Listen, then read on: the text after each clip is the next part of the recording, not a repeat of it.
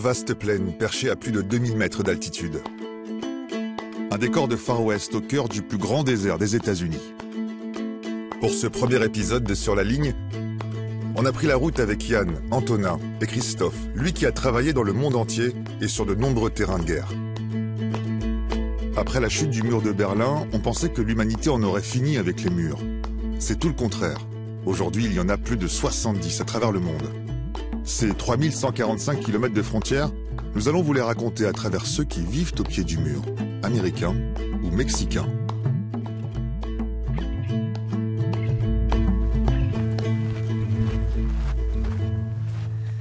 Donc là, on est côté mexicain, hein, à Agua Prieta.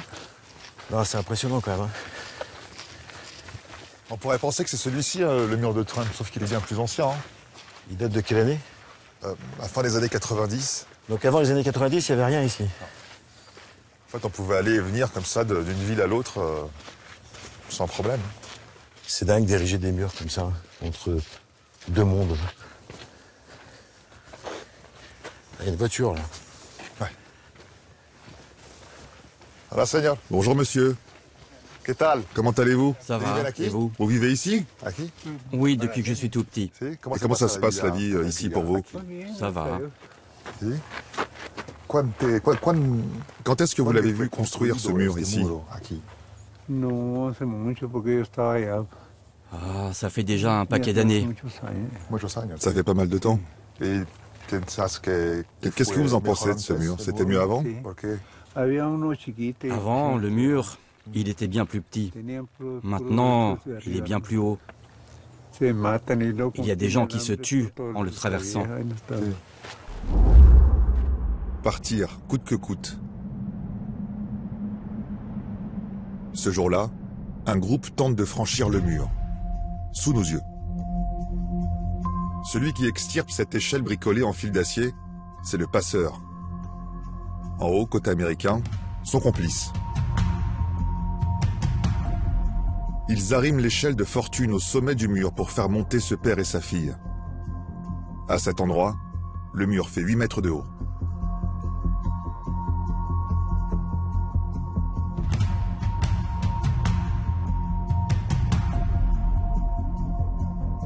L'un après l'autre, hommes, femmes, enfants, 7 personnes franchissent la muraille d'acier.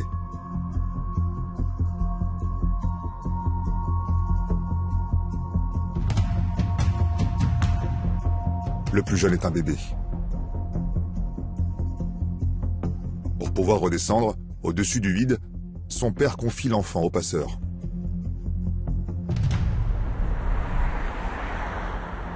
En 10 minutes seulement, la vie de ces deux familles bascule.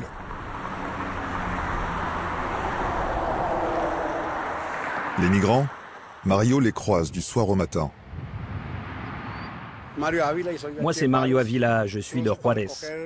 Ici, je glane ce que les migrants laissent derrière eux. Vêtements, baskets, parfois même de l'argent, des billets, des pièces, des portables, plein de choses comme ça. Et après, tout ça, je le vends au friperie. Ça me fait 20 € par jour, les bricoles que je trouve ici. En traversant, les migrants sont trempés, plein de boue. Ils se changent ici quand ils ont d'autres vêtements. Et ceux qui n'ont rien, je leur vends des baskets sèches.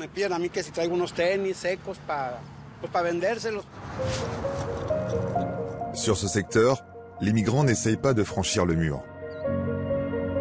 Partout, sous les pas de Mario, leurs papiers. En les abandonnant ainsi, les migrants effacent leur nationalité. Devant les gardes-frontières, ils inventeront une histoire pour tenter d'obtenir un titre de séjour.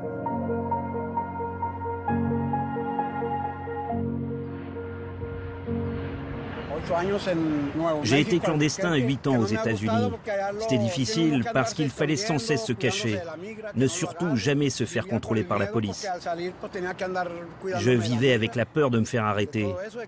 Certains jours, je n'osais pas sortir de chez moi, je restais enfermé. C'était trop dur. C'est pour ça que je suis revenu ici.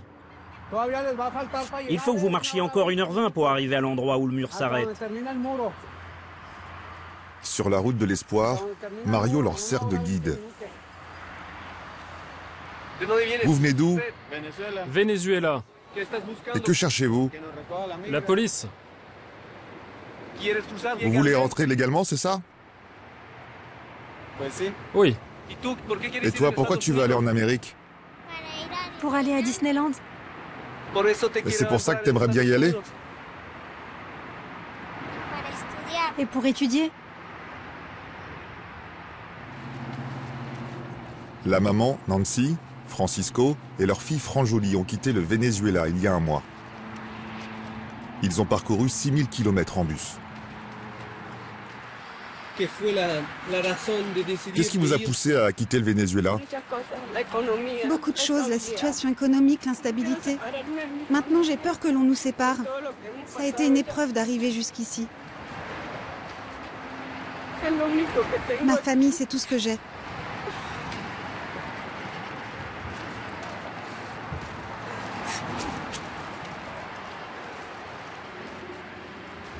Madame, c'est quoi votre rêve?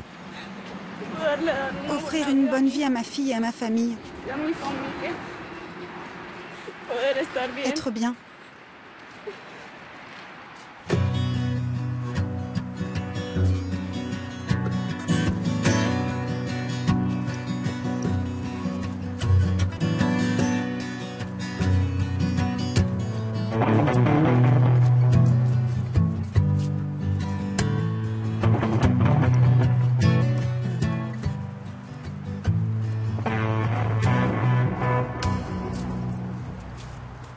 Quelques kilomètres plus loin, le mur s'interrompt.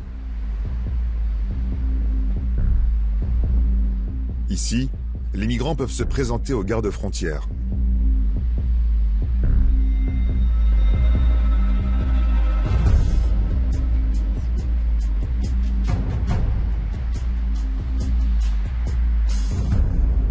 Ceux-là aussi sont vénézuéliens. Ils se sont fait refouler la veille.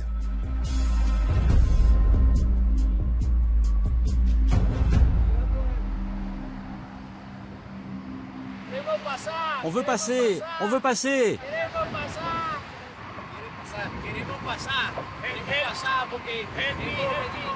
On a froid, c'est la jungle ici.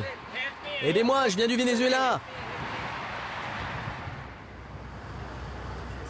Ils nous apprennent que 5 jours plus tôt, Joe Biden a rétabli une directive de l'ère Trump.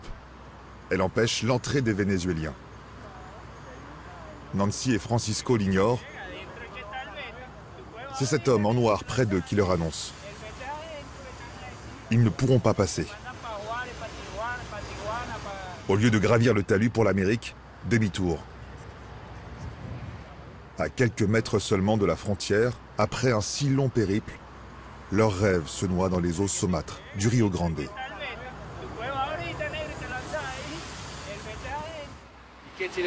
Comment vous allez faire? Il vous reste de l'argent? Rien. Rien. Je pensais qu'il y aurait un endroit pour se reposer. Je ne sais pas où on va dormir. Où on va attendre.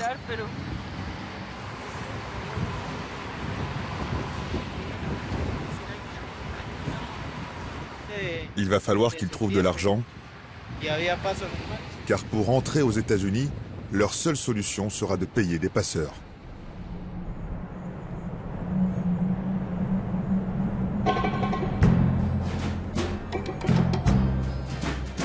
Avec l'équipe, on traverse la frontière.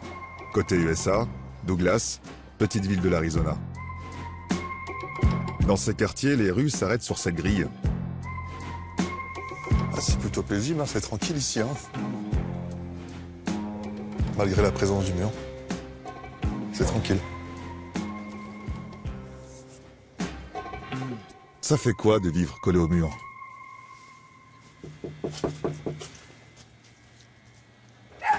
Hello, sir. Bonjour monsieur. Bonjour. On est ici pour rencontrer des habitants et essayer de raconter la vie au quotidien à Douglas. Si vous avez 2-3 minutes à nous accorder. Ouais, laissez-moi m'habiller. On va le laisser mettre un pantalon quand même. Ruben, la cinquantaine, est garde forestier à la retraite. Il a quitté les bois pour une forêt de barbelés. Thank you very much. Merci beaucoup. Merci de nous accorder un peu de temps. Depuis quand est-ce que vous habitez ici, devant le mur? J'habite ici depuis que j'ai 5 ans. Et ça ne vous dérange pas trop, ça, ce mur, en face de votre maison? Maintenant, vous savez, c'est bien mieux pour la ville.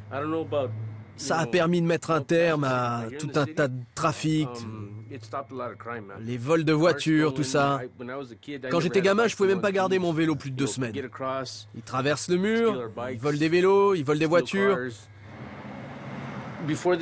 Avant qu'ils n'installent les barbelés, ils traversaient tout le temps. Moi, j'ai dû mettre des barbelés sur mes clôtures. Et vous pouvez nous montrer? J'ai installé ça parce qu'ils sautaient par-dessus, tout le temps. Vous avez mis ça pour les empêcher de traverser. J'ai dû faire ça pour me défendre. C'est le bordel, mec. Moi, j'ai rien contre ces gens. Mais c'est un délit de traverser.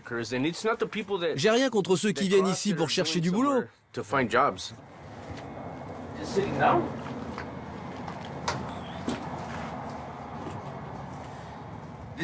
pouvez me retrouver tous les après-midi, assis juste ici. Pour Ruben, ce mur est un mal nécessaire. Mais le point de vue est bien différent pour ses voisins d'en face, côté Mexique.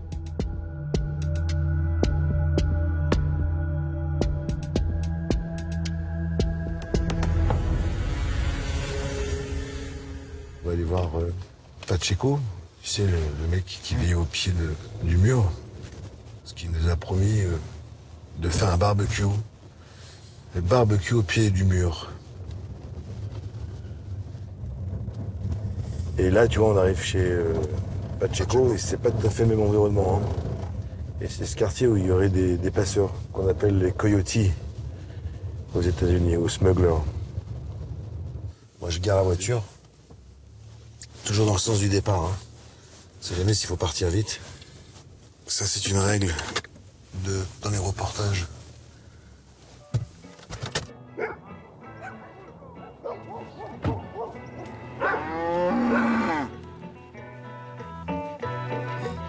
Hola.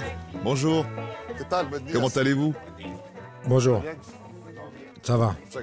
Merci beaucoup.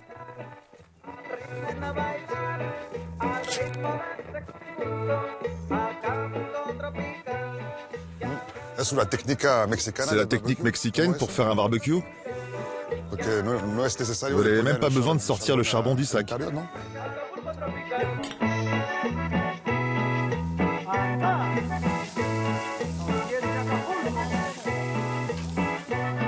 L'hospitalité est là, mais les visages sont fermés. Les cartels seraient venus frapper à leur porte il n'y a pas longtemps. Un type est venu me voir, quelqu'un de la mafia ou un truc comme ça. Il a voulu me forcer à lui vendre la maison. Pourquoi faire? Pour creuser un tunnel sous ma maison pour y faire passer de la drogue. Un tunnel jusqu'à une autre habitation là, de l'autre côté du mur. Comme c'est pas loin et un peu retiré. Ils m'ont proposé 30 000 euros. J'ai refusé de leur vendre. Mais je leur ai dit que pour 45 000, c'était OK. Mais ils n'ont pas voulu. Vous savez, beaucoup de familles ont dû partir sous la pression. Elles ont eu peur. Mais moi, je n'ai pas peur. Et c'est pour ça, Pacheco, que votre fils a envie de partir aux États-Unis? La semaine dernière, oui. J'ai essayé. On devait traverser. J'ai attendu le signal des passeurs. Mais ça n'a pas marché.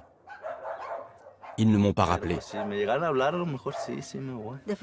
je ne veux surtout pas qu'ils partent. Ici, on peut être heureux avec pas grand-chose. Il ne faut pas que les parents soient séparés de leurs enfants.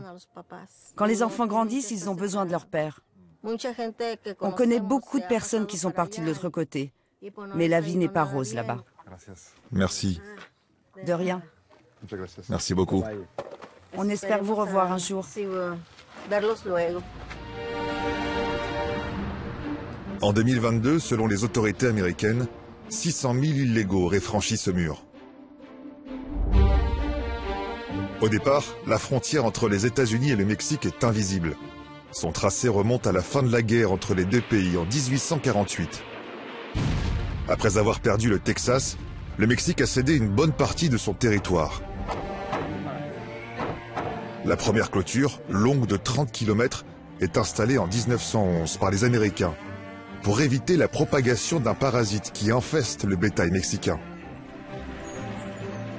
30 ans plus tard, les États-Unis, en pleine Seconde Guerre mondiale, ont besoin de main-d'œuvre et délivrent des permis de travail à grande échelle. Des millions de Mexicains franchissent la frontière. Pour empêcher les familles de les rejoindre, le premier mur est érigé en 1948. La construction s'accélère quand le trafic de drogue explose dans les années 90. Un peu plus de 1000 km de barrières sont dressées. Président démocrate ou républicain, au final, les deux camps ont érigé ce mur. Ce mur entre les États-Unis et le Mexique, il sépare de très nombreuses familles de part et d'autre de la frontière. Alors on peut s'écrire, on peut se téléphoner, mais jamais se toucher à cause de ce mur. Et ces familles tentent de le faire disparaître, le temps d'une étreinte, d'un câlin, quelques kilomètres d'ici.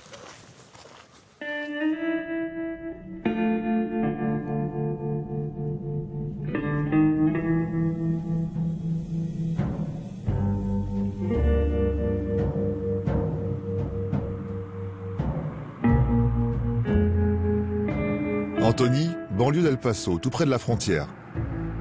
Un quartier modeste. C'est ici que vit Norma. Elle a 54 ans. Mais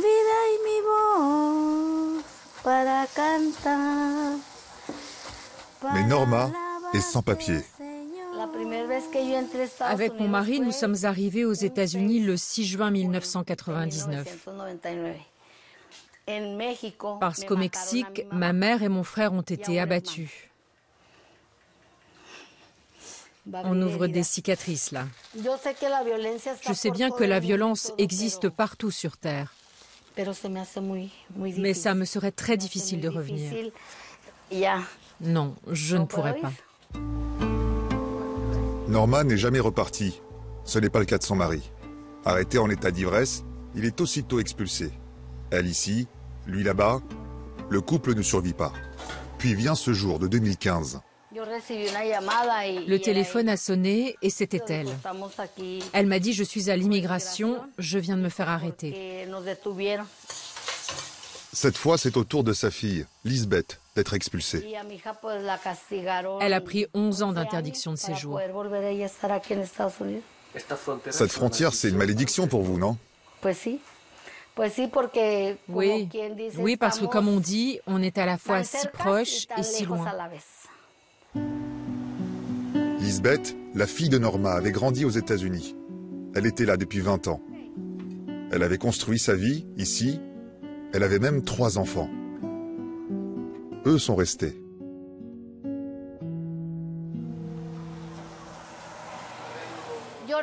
Les enfants à table. 4 empanadas, ça vous va? C'est désormais Norma qui les élève. Merci, maman. Yorkel, 10 ans. Johan, 13 ans. Betsy, 16 ans. Betsy, depuis quand tu n'as pas revu ta maman? 1 an. Je ne l'ai pas revue depuis 1 an. C'est très rare quand on se parle au téléphone. Peut-être 1 fois par mois. Je ne la considère plus vraiment comme ma mère. Parce que... elle n'était pas là quand j'ai eu besoin d'elle. Celle qui était là, c'était maman Norma. C'est elle que je considère comme ma mère. Ça me fend le cœur de ressentir les choses comme ça.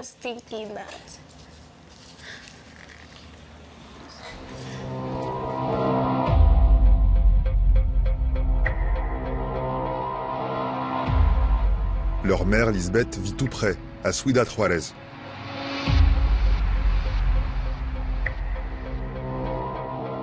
La ville frontière en face du Texas. 1,5 million d'habitants. Certains attendent pour rentrer aux États-Unis, d'autres en ont été expulsés.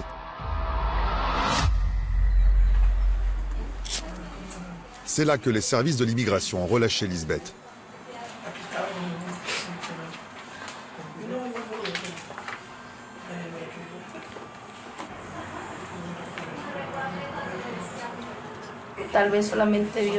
Dieu seul sait pourquoi je suis ici au Mexique.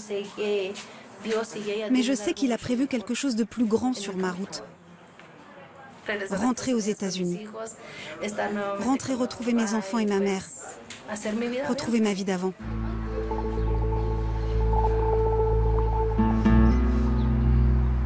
« 5 ans qu'elle vit à Ciudad Juárez. Elle y a refait sa vie avec Victor. Ensemble, ils ont eu la petite Leia, 3 ans. Et il y a beaucoup de différences ici avec les États-Unis? Assez, oui. Ça se voit, non? Regarde. Ça se voit. Dans la nouvelle vie de Lisbeth, les fenêtres donnent sur les États-Unis. Je vis à 50-60 mètres de la frontière avec les États-Unis. C'est une torture parce que certains matins, à l'heure où là-bas mes enfants partent à l'école, je me lève en pensant à eux. Et la seule chose que je peux faire, c'est de regarder par la fenêtre et laisser remonter les souvenirs. C'est ça qui me fait le plus mal.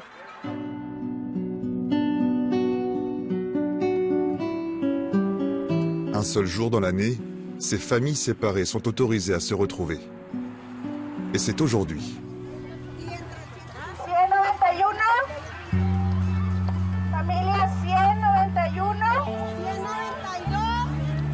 Ça se passe ici, à 2 pas du mur.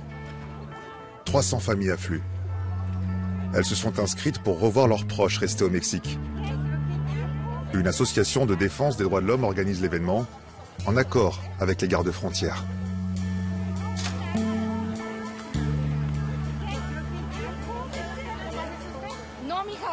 Nous sommes 4, on a présenté nos tests Covid. Je vais enfin revoir ma fille. Tiens-moi ce bracelet.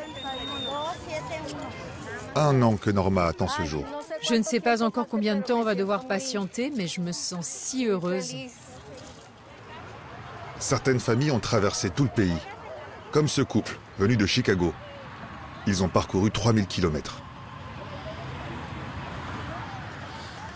C'est mon époux. Il va enfin rencontrer mes parents, alors que ça fait 2 ans qu'on est mariés. Ça sera la première fois. Je viens voir mon père et mon frère. Depuis combien de temps vous ne les avez pas vus? 6 ans sans se voir. Votre fille, elle a quel âge? 4 ans. Nous, ma sœur et moi, nous venons rencontrer notre maman. Combien de temps sans vous voir? Moi, la dernière fois que je l'ai vue, c'était en 1998. Et ma sœur en 2001. Ma maman a 92 ans. Pour nous, c'est peut-être la dernière fois. La plupart des participants sont sans papier. Exceptionnellement, ce matin, la police s'est engagée à ne contrôler personne.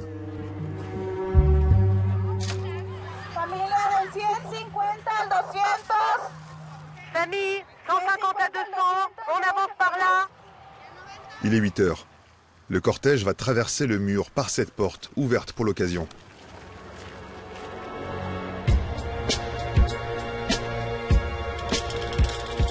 La vraie frontière est naturelle, c'est le Rio Grande. À cette saison, le fleuve n'est qu'un filet d'eau. Et c'est au milieu, sur ce frêle ponton, que les familles vont pouvoir se serrer dans les bras à tour de rôle.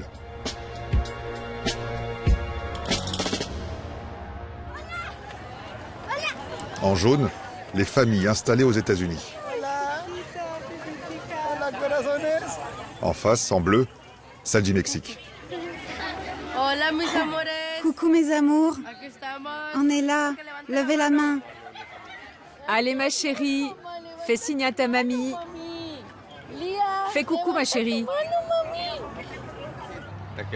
Ma femme va pleurer, croyez-moi. Même si elle dit le contraire. Je la connais. Elle est fragile à l'intérieur. Alors j'essaierai de ne pas trop pleurer. Nous allons commencer. Famille des 2 côtés, tenez-vous prêtes. On y va.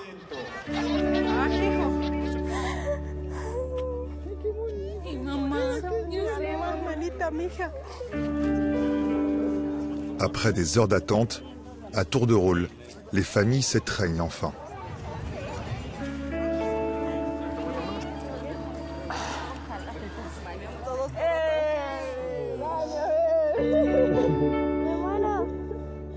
Mais elles n'ont que 3 minutes pour s'embrasser, pas une de plus.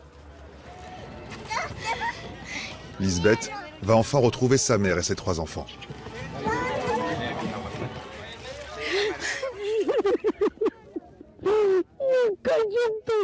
Je t'aime, maman.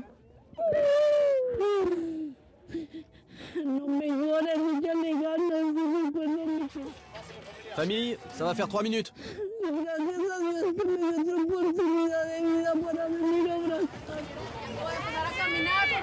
Il faut y aller, s'il vous plaît. Non, non, pas encore. Je n'ai pas embrassé ma petite fille, ma vie, mon amour, mon amour. Allez, on y va. Va avec ton père. Bye. Bye, mi amor. Au revoir, mon amour. Bye. Au revoir. Bye. Beso. Dios me la cuide, me la bendiga. Que Dieu te protège. Ma petite fille chérie. Au revoir, ma fille. À bientôt. Prends soin de toi. Je t'aime, ma fille. Déjame llevo, amiga. Tenemos que seguir.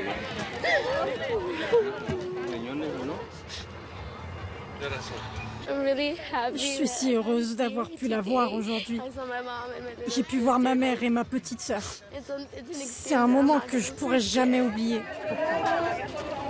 Puis vient le tour des 2 sœurs qui n'ont pas revu leur mère depuis 24 ans.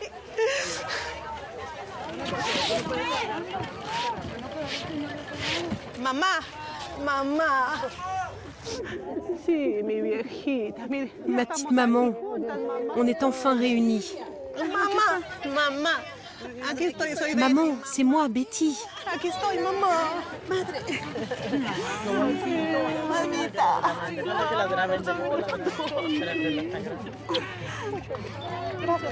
Merci pour tout, maman.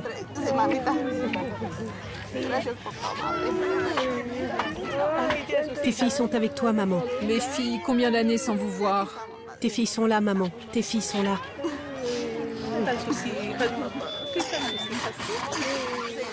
Famille, c'est terminé. Il faut commencer à y aller.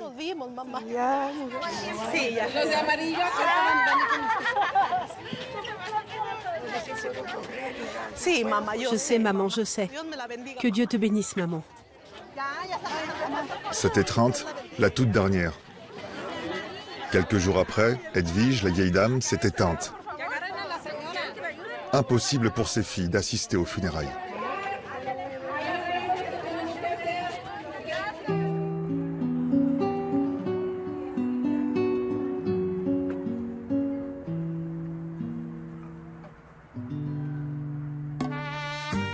Si tant de Mexicains décident de partir, c'est notamment pour fuir l'insécurité qui règne chez eux. Ce problème, nous venons en parler avec le patron de la police municipale d'Agua Prieta. Il s'appelle Marcus Vinicius. Bonjour Marcus, comment allez-vous? Bonjour, très bien, merci, et vous? Suivez-moi dans mon bureau. La présence des cartels, leur violence, elle s'affiche dès l'entrée du commissariat, sur ce mur. Qui sont ces gens en photo là?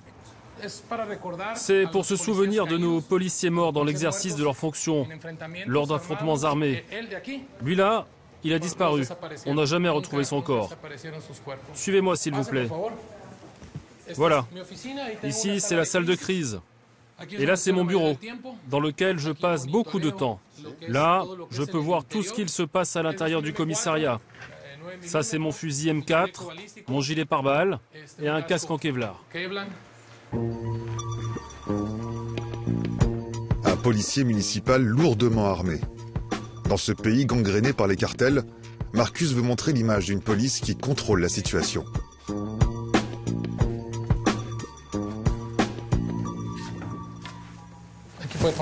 Passez derrière moi, s'il vous plaît.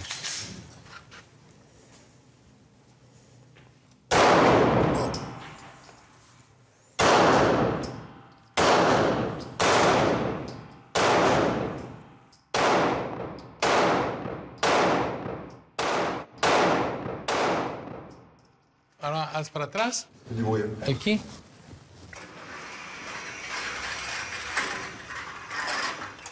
En plein dans le mille. Vous voyez ici, tout le monde sait bien tirer. Comme ça, on est sûr qu'ils sont prêts et que leurs armes fonctionnent.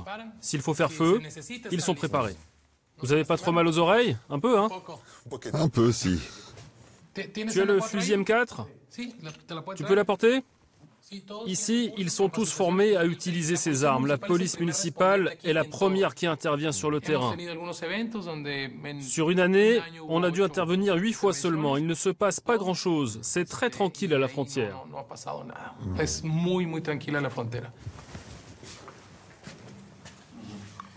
Ça, c'est des armes qu'on utilise dans les zones de guerre, ça. Hein. Ouais. Mais ici, ils l'utilisent en matière de sécurité publique, à Agua Prieta. Donc, ce sont vraiment des armes lourdes. Ah, mais alors, ça veut dire qu'en face, c'est pas des enfants de cœur. Non.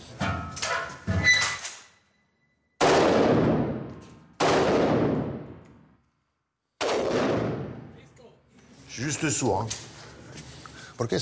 Alors pourquoi avez-vous besoin de ces armes de guerre? Parce qu'il n'est pas exclu que l'on soit confronté à la violence. La violence ne prévient pas. On doit être prêt en toutes circonstances.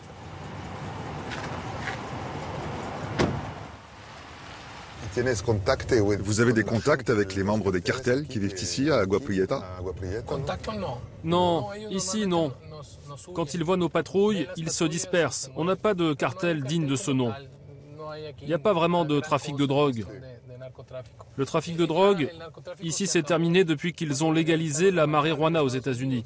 Aujourd'hui, c'est la marijuana qui vient des États-Unis jusque chez nous. Moi, je suis un peu dubitatif sur cette façon de dire qu'ici, tout va bien. Et il y a des tunnels par ici, aujourd'hui? Non, il n'y a plus de tunnels. C'est plutôt du côté de Nogales ou Tijuana. Chez nous, c'est terminé. C'est quand même étonnant qu'ils te disent qu'il n'y a pas de tunnel quand notre ami Pachico, on lui propose 600 000 pesos pour acheter sa maison et faire un tunnel. Je ne sais pas s'ils ont les infos ou si c'est sensible. Non, je sais pas, je pense que c'est sensible et qu'il ne dira pas toujours la vérité.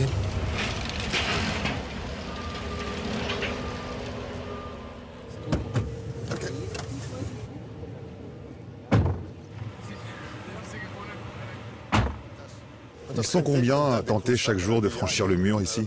D'après les chiffres que nous communiquent les Américains, ils sont environ une cinquantaine, voire une centaine chaque jour.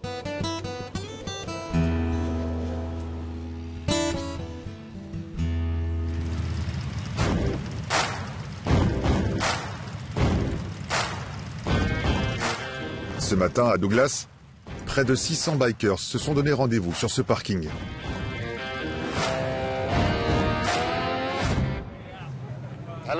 Salut. Bonjour monsieur.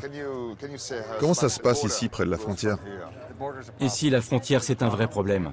Pourquoi? Il y a trop de gens qui entrent illégalement, trop de drogue, trop de problèmes. Il y a des courses-poursuites tous les jours par ici. Des accidents à cause des gens pris en chasse par les gardes frontières. Merci. Je vous en prie. Bonne chance pour la course.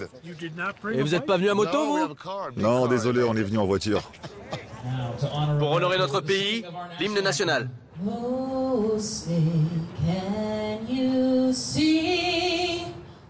Des républicains purs et durs, anti-immigration. Le shérif local, Mark Daniels, veut se les mettre dans la poche.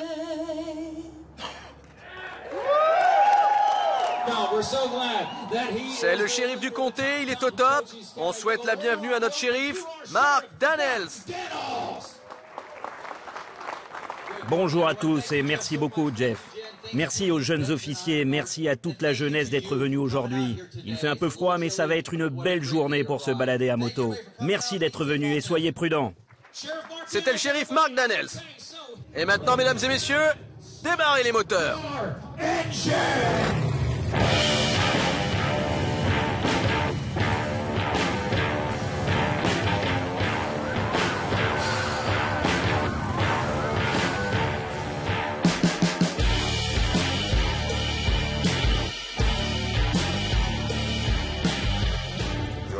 Vous êtes démocrate ou républicain?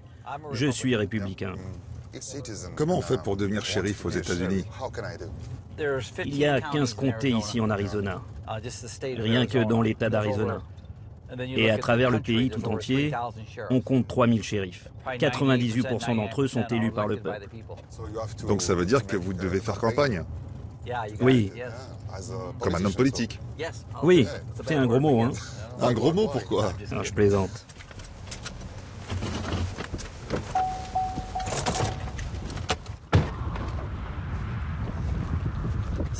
Ils viennent tout juste de les abandonner. Regardez, c'est le genre d'accessoires que les cartels donnent aux migrants. Qu'est-ce que c'est? C'est pour éviter de se blesser avec le mur? Non, ce sont des chaussures. Des chaussures? Oui, des chaussures. Ils les portent pour éviter de laisser des traces et qu'on les retrouve. Et les passeurs les attendent ici après avoir traversé le désert? Les passeurs décident une marque au sol, ils arrivent, se déshabillent très vite et sautent dans la voiture. Venez, on va essayer d'en trouver.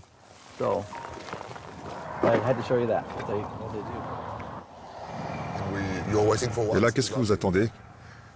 Les passeurs. Les passeurs? Ils empruntent souvent cette route.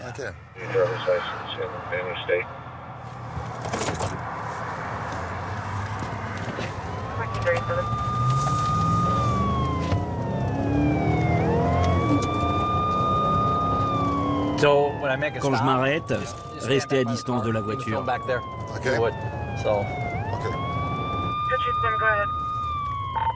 Gallup, Arizona, 02 Adam, 2 Adam, X-ray Adam. It'll be Highway 92 just south of Car Canyon. Bonjour. Vous avez vos papiers, votre assurance? J'ai mes papiers, mais je les ai perdus. Vous n'avez pas votre permis de conduire? Oui, je l'ai. À bord de ce véhicule, un couple de sans-abri. Ils vivent dans leur voiture. Des gens cabossés, l'autre visage de l'Amérique. Rien de très intéressant pour le shérif. Ce qu'il veut, lui, ce sont des passeurs, des migrants. Il en a interpellé plus d'1 millier l'an dernier. C'est son tableau de chasse pour sa réélection. Sur votre page Facebook, vous n'arrêtez pas de poster des photos de migrants, de passeurs. Exactement. C'est pour envoyer un message. Si vous êtes un passeur et que vous venez dans mon comté, vous allez en prison. C'est aussi simple que ça. En France, c'est très différent. Si les policiers postaient sur Internet ce genre de photos, ce serait un véritable scandale. Ça choquerait les gens. Vraiment? Non. Nous ici, on le fait pour vous mettre en garde. C'est du marketing. Le message, c'est « Ne venez pas ici pour enfreindre la loi ». Vous savez, il y a des gens bien de l'autre côté du mur, mais il y a aussi de mauvaises personnes là-bas. Il y a des cartels, des criminels. Et les cartels sont très présents à Agua Prieta, selon vous? Oh oui, c'est bien connu. Ce sont eux qui sont à l'origine des violences.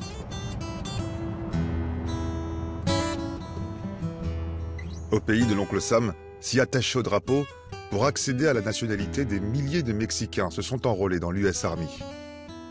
Donner son sang, quel plus grand sacrifice ils auraient pu faire. Et pourtant... Ces vétérans de l'armée américaine ont servi les États-Unis pendant des dizaines d'années, qui sont expulsés ici au Mexique pour avoir commis un délit. Si tu reviens de l'armée et que tu fais une connerie et que tu es condamné, en gros, on te renvoie dans ton pays d'origine. On leur demande d'être irréprochable pour ça. Ouais, c'est un peu marche ou crève dans ce pays.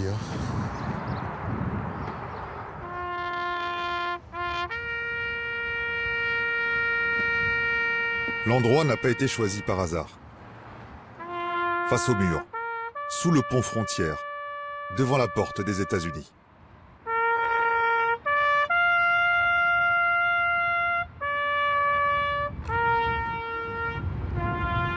Tous ici sont mexicains. Tous ont combattu pour l'Amérique. Tous ont été expulsés pour avoir enfreint la loi.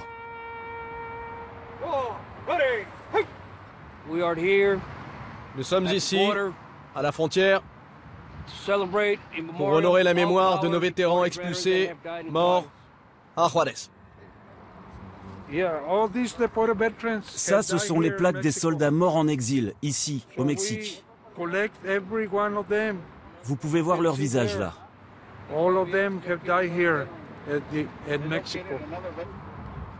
Je demande régulièrement à pouvoir rentrer, mais ils refusent de me laisser revenir. Si je rentre, c'est dans un sac mortuaire. Mort. Il n'y a que comme ça qu'ils me laisseront rentrer aux États-Unis.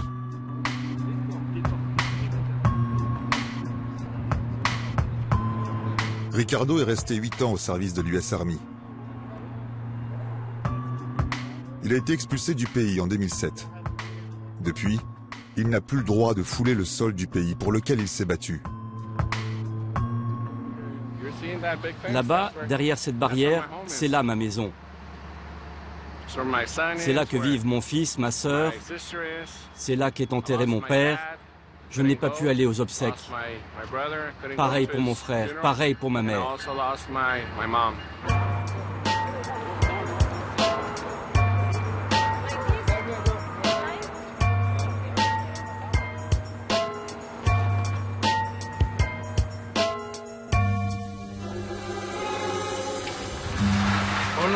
Bonjour. Bienvenue à la maison des vétérans expulsés. Vous êtes chez vous. José Francisco, bientôt 80 ans, est un ancien du Vietnam. On appelle ça le bunker. Il mène sa dernière guerre contre l'administration américaine qui expulse des vétérans mexicains comme lui. Là, j'ai des lits de camp sur lesquels j'héberge ceux qui viennent de se faire expulser. Ils peuvent dormir ici. Là, j'en ai un autre. Cette photo, c'est moi au Vietnam. Ils m'ont recruté en 1967. Je ne parlais pas un mot d'anglais. En servant les États-Unis, surtout en temps de guerre, automatiquement je devenais américain. C'est ce que m'avaient dit mes supérieurs. Mais c'était des mensonges. Ils m'ont menti. Cette médaille, ils me l'ont remise au Vietnam. Ils m'ont appris à tuer. Tuer, faire le sale boulot. C'est la première chose qu'ils m'ont enseigné. On arrivait dans des villages et on commettait des atrocités. Tout ça, je l'ai toujours en tête. Il nous fallait prendre de la drogue pour tenir. Je suis rentré du Vietnam addict. D'abord de la marijuana, puis de la cocaïne. Mais la cocaïne était très chère. Pour pouvoir m'en acheter, j'ai dû devenir dealer. C'est comme ça que j'ai atterri en prison et qu'ils m'ont ensuite expulsé. Le dimanche, c'est jour de retrouvailles au bunker. Des vétérans du Texas leur font passer des vêtements, de la nourriture. Irak, Koweït, Afghanistan. Ils ont participé au conflit majeur de l'US Army. Mais tous ne parviennent pas à rebondir au Mexique. Marcelino a été expulsé il y a 6 ans. Après toutes ces années, il parle à peine espagnol. Je suis un Marines. Je suis arrivé illégalement aux États-Unis quand j'étais bébé. J'avais 1 an et demi. Aujourd'hui, j'ai 54 ans. École élémentaire, collège, lycée, puis les Marines. Après, j'ai été gardien de prison au Texas pendant 10 ans. Toute ma vie, je l'ai passée aux États-Unis. Je connais pas le Mexique. Je connais que depuis mon expulsion. J'ignore toute cette culture. On a tout à réapprendre. Bon, là, maintenant, c'est différent. On est entre frères. La plupart se sont fait arrêter pour des affaires de drogue. Comme Ricardo, le trompettiste. Mon frère m'a demandé un service, l'aider à passer la frontière avec de la marijuana, parce que sa vie était menacée. Je savais que c'était illégal et j'ai dû prendre une décision. Je l'aide ou je ne l'aide pas. C'est pas pour dire, mais à l'armée, on m'a appris à ne jamais laisser un frère derrière soi. Alors j'ai pris ce risque pour l'aider. Je ne suis pas trafiquant, mais la marijuana, je n'ai rien contre non plus. D'ailleurs, elle est légale dans bien des États aujourd'hui. Bref, au moment de traverser, les douaniers avaient un superbe chien renifleur. Fin de l'histoire. J'ai pris 18 mois. Et figurez-vous qu'en détention, j'enseignais l'anglais à des citoyens américains. Quelle ironie. C'était mon job en prison. Prison, expulsion, la double peine. Ces vétérans déchus partagent un même sentiment d'injustice, d'humiliation. Pourtant tous aiment encore cette Amérique qui ne veut plus d'eux.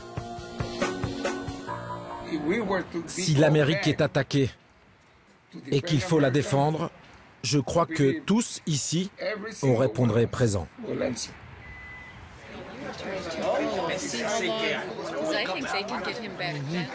Souvent, ces expulsions sont définitives. Mais parfois, un miracle se produit. Ça se passe dans un fast-food du Texas. Quelques semaines après notre tournage, Marcelino, le Marines qui se sentait comme un étranger au Mexique, Regarde qui est là. A fait une surprise à sa fille, Macy, qui vit aux États-Unis.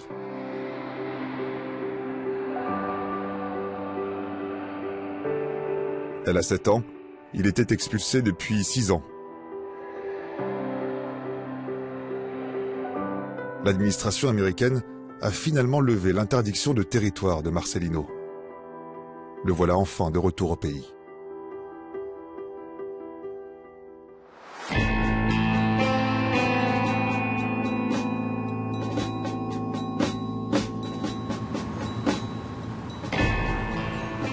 Ici, dans cette longue file d'attente, dans ces voitures, il y a des femmes qui veulent traverser la frontière pour exercer un droit fondamental qu'elles n'ont plus dans certains États ici aux États-Unis, qui est celui de pouvoir se faire avorter. C'est une décision qui a été prise par la Cour suprême des États-Unis en juin dernier, qui est revenue sur le droit à l'avortement des Américaines sur leur propre territoire. C'est dingue parce que maintenant, ils sont obligés de passer la frontière pour aller se faire avorter.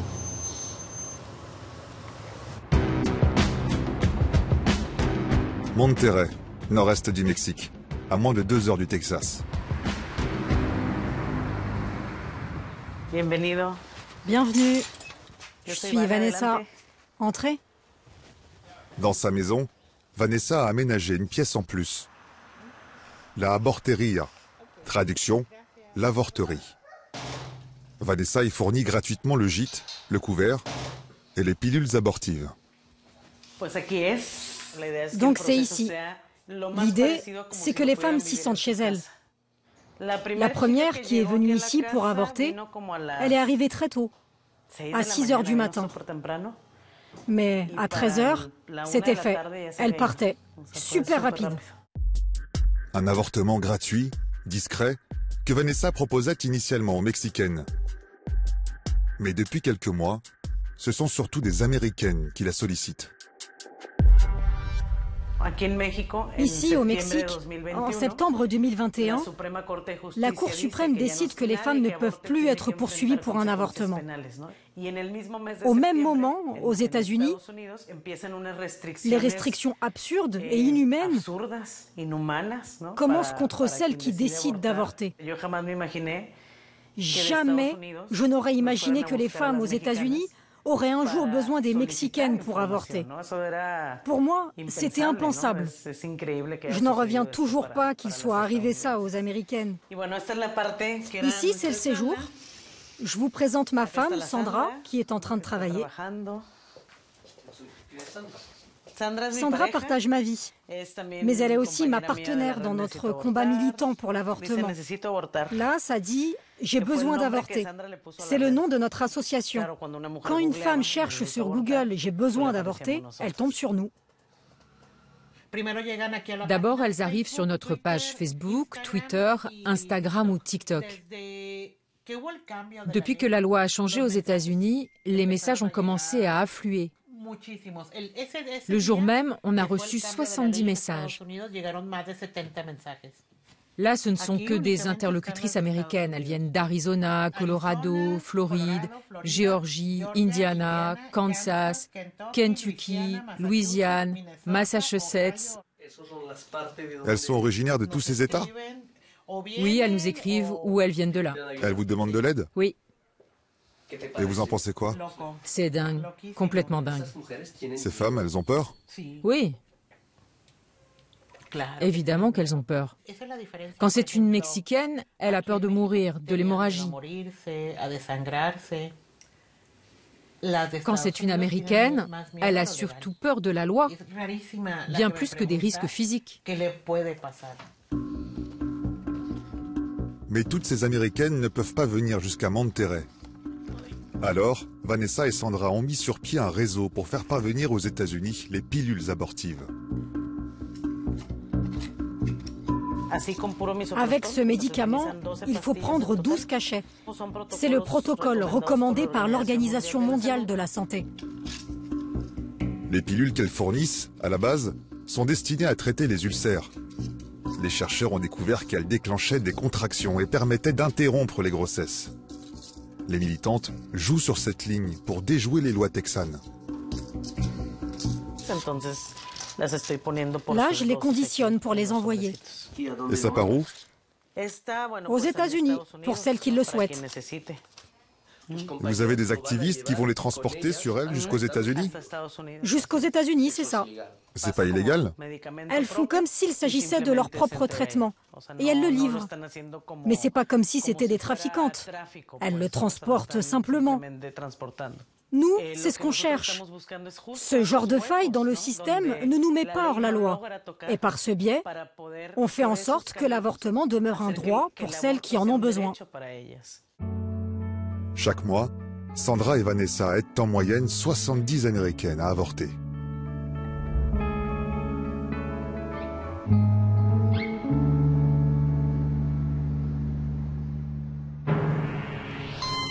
Quand la santé des Américains dépend des Mexicains, ici aussi, dans cette ville frontière, ça saute aux yeux. Ce qui est frappant dans cette ville, c'est qu'on voit des dentistes à tous les coins de rue, parfois même installés les uns à côté des autres. On est côté mexicain, donc on est à Agua-Prieta. Et l'autre côté, c'est Douglas. Et donc les Américains traversent la frontière pour se refaire un implant dentaire. Un implant dentaire aux États-Unis, c'est 4 000 $. Ici, c'est 30% moins cher. C'est peut-être pour ça qu'il y a autant de cliniques dentales. Il y a un vrai tourisme médical ici, c'est impressionnant.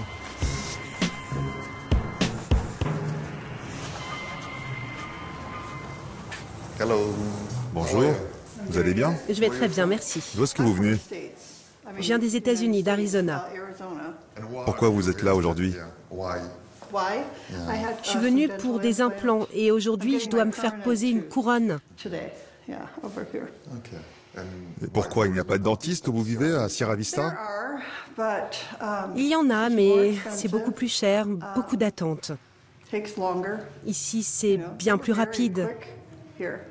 J'ai trouvé ce dentiste sur Internet et j'ai été impressionnée par son niveau de formation.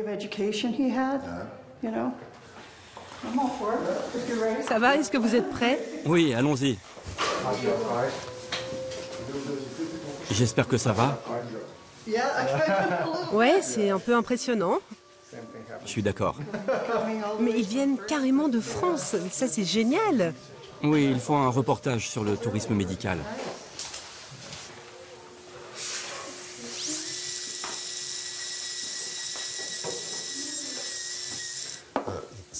Depuis qu'on est arrivé ici, dans votre cabinet, on n'a vu que des patients américains. Tous vos patients viennent des États-Unis? Bien dans la pratique, on n'accueille pas exclusivement des Américains. Mais 95 à 99% de mes patients viennent des États-Unis. 95 à 99%? Oui, 95 à 99%. Quasi exclusivement, finalement. Oui. Pourquoi? Essentiellement à cause du prix. Les coûts de fabrication aux États-Unis sont beaucoup plus élevés qu'au Mexique. Et puis les gens attendent la même qualité de soins ici à la frontière. De nombreux Américains ont la chance de pouvoir venir ici librement pour consulter un dentiste, alors que dans l'autre sens, ceux qui cherchent à se rendre aux États-Unis pour une vie meilleure en sont empêchés à cause du mur. Qu'est-ce que vous en pensez? Je peux comprendre qu'il y ait beaucoup de personnes qui souffrent à travers le monde. Je ne peux pas blâmer tous ces gens qui souhaitent un meilleur avenir pour leur famille, une vie décente. C'est si triste qu'il y ait autant de divisions dans le monde. D'un côté, des Américains qui viennent soigner leurs dents grâce aux dentistes bon marché. De l'autre, des Mexicains qui vont perdre les leurs lors de combats truqués. C'est la violente réalité d'une autre ville frontière.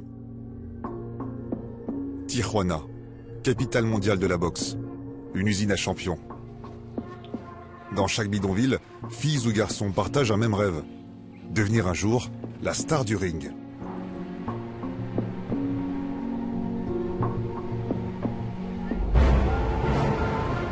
Et quand la nuit tombe, il y a toujours un gala de boxe dans l'arrière-salle d'un bar.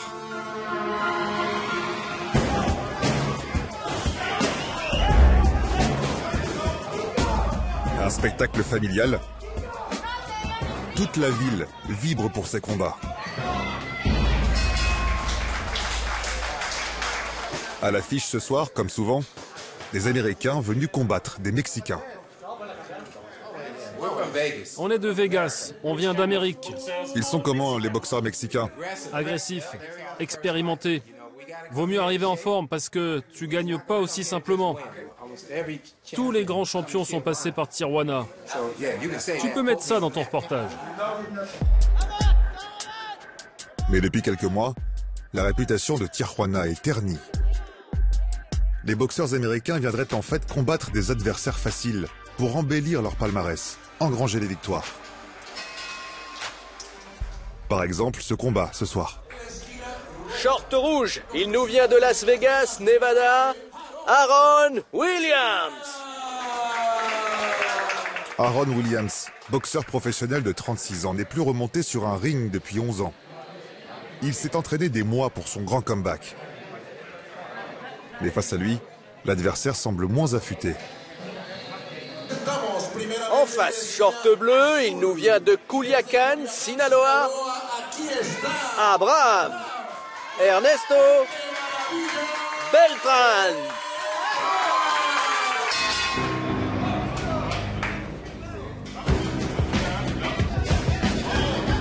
D'emblée, l'Américain prend l'ascendant, sans encaisser un coup. Pour le Mexicain, en revanche,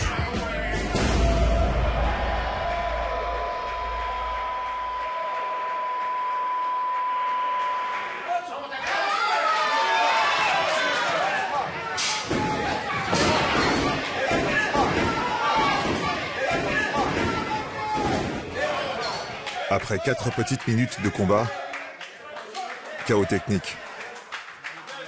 L'Américain jubile, une victoire par KO. Et il ne pouvait pas rêver mieux. C'était pas une victoire sans gloire? Je me suis battu contre toutes sortes de gabarits et je m'en suis sorti. J'ai déjà affronté 25 adversaires de tous styles, de tous horizons. J'ai déjà tout vu. Je remercie Dieu et mon équipe. Les combats s'enchaînent. Ce soir-là, les Américains remportent 80% des duels.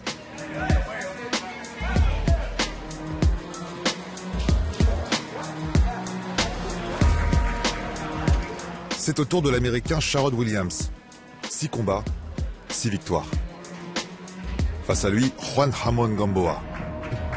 Lui enchaîne les défaites. 16 combats, 12 de perdus. La plupart par KO. Son surnom, l'incontrôlable. Il n'a pas de coach, et dans ces cas-là, l'entraîneur commis d'office, c'est Jorge Sillas. Une machine à perdre, Jorge. Il a raccroché les gants il y a 2 mois. Il est l'un de ceux qui affichent le plus grand nombre de défaites à Tijuana.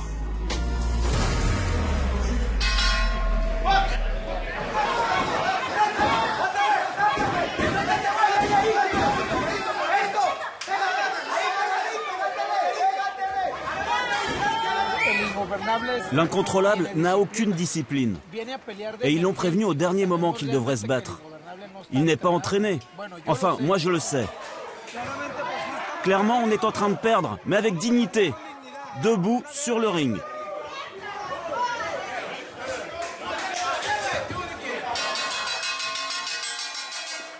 Nouvelle défaite pour Gamboa. C'est quoi les conséquences physiques de ce combat? Mais vous le voyez sur mon visage. Mais ça peut aller. Il me manque juste une dent en bas. Vous avez perdu une dent? Oui, ici. Il a connu l'identité de son adversaire seulement 48 heures avant, comme à chaque fois. Vous avez donné le meilleur? Oui, j'ai fait de mon mieux. Mais je savais que ça ne serait pas facile avec ce favoritisme. C'est-à-dire favoritisme? On vient pas du même monde. Mettons que ce soit moi le meilleur. Les juges leur attribueront la victoire parce que ce sont eux qui payent les combats. C'est ça le favoritisme.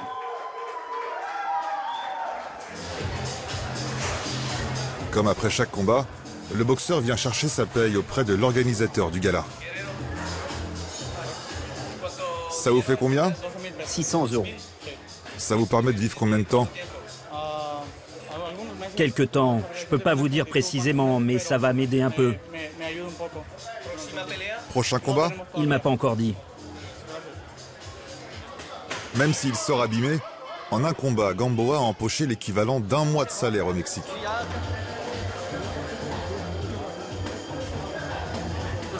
Les Américains aussi, ils empochent quelque chose? Non, eux, ils viennent et ils payent pour pouvoir se battre. C'est eux qui payent, pas vous qui les payez. Non, moi je les paye pas. Et combien ils payent? Ça dépend de la qualité de l'adversaire, du nombre de rounds. Ça peut tourner dans les 800 €, ça dépend, je sais pas.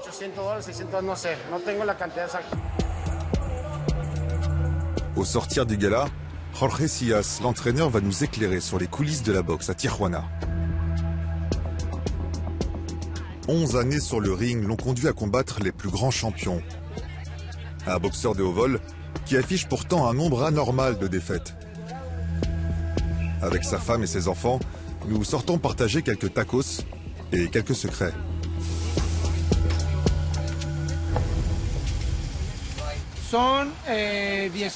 J'ai 18 victoires, 4 nuls. Et j'ai 45 ou 46 défaites. Et combien de défaites par KO? 12. Pas parce qu'il tapait fort, plutôt parce qu'il payait bien. Et je me laissais tomber. Mais je n'ai jamais subi de vrai KO. Le boxeur vient de mettre un terme à sa carrière. Il n'a plus rien à cacher. Combien de fois on vous a proposé de l'argent pour perdre? 40 fois. Et combien de fois vous avez accepté? 40 fois. Par nécessité. Quand j'ai combattu contre ce futur champion du monde, on me payait 800 €. Mais si j'acceptais de perdre, il me donnait 200 € en plus. Dans ce système, il n'y a rien à sauver. C'est que du business. Un Américain arrive, il paye 1000 € pour se battre. En face de lui, on prend le premier venu, on lui donne 400 €. On ne sait même pas si c'est un boxeur. Mais voilà, l'Américain repart avec une victoire à son palmarès. En perdant, il ramenait plus d'argent. De l'argent pour ses enfants, pour qu'il ne leur manque rien. C'est un très bon papa. Et comme boxeur, pour moi, il restera le meilleur. À trop perdre, Jorge a peu gagné. Le voilà à sec. Promis à un avenir de grand champion, le puncher est désormais pompiste de nuit à Tijuana.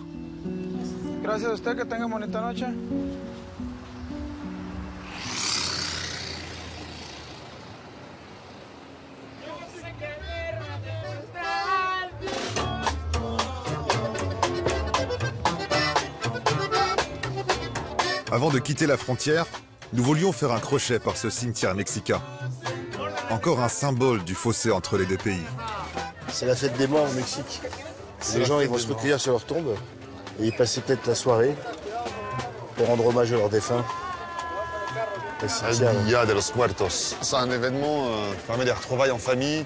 Des Américains qui viennent aussi de l'autre côté, qui ont des proches ici disparus. Hey, comment allez-vous? Nous ne sommes qu'à quelques minutes des États-Unis, et ici la mort se chante et se célèbre dans la joie.